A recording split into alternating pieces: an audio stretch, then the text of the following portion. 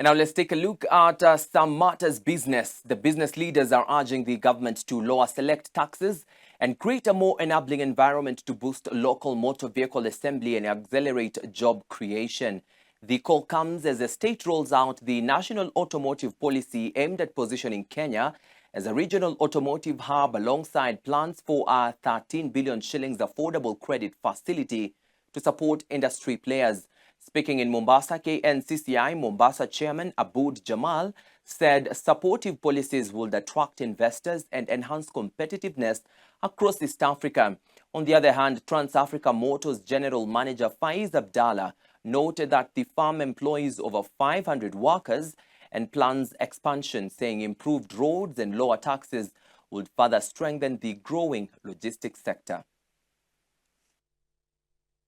FAO are one of the most reliable vehicles coming from the Chinese market, and they've really captured the East African market, and we really appreciate because they play a very key and vital role in ensuring that logistics, essential services, essential goods are adequately distributed around the country. My plea to the national government is let us try and facilitate and bring an enabling environment to such kind of investments in our country to make sure that we are able to give them a platform that makes them be very competitive across the East African nation. Our business people play a very key role, and we really need to look after them and see how we can, as a nation, be able to support them.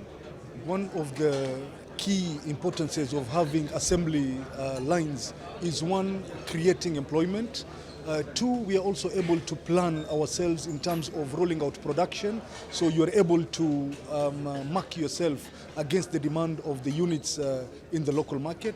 Three, from a logistics point of view, it is also important when you're importing complete knockdown or semi-knockdown vehicles, you're able to save on freight, able to save on the duty aspect, so you're able to offer competitive prices locally to other business people who want to invest or buy your units. So I really applaud this investment being taken by our investors from Trans-Africa Motors Limited, and we are really behind them and support them in their investments.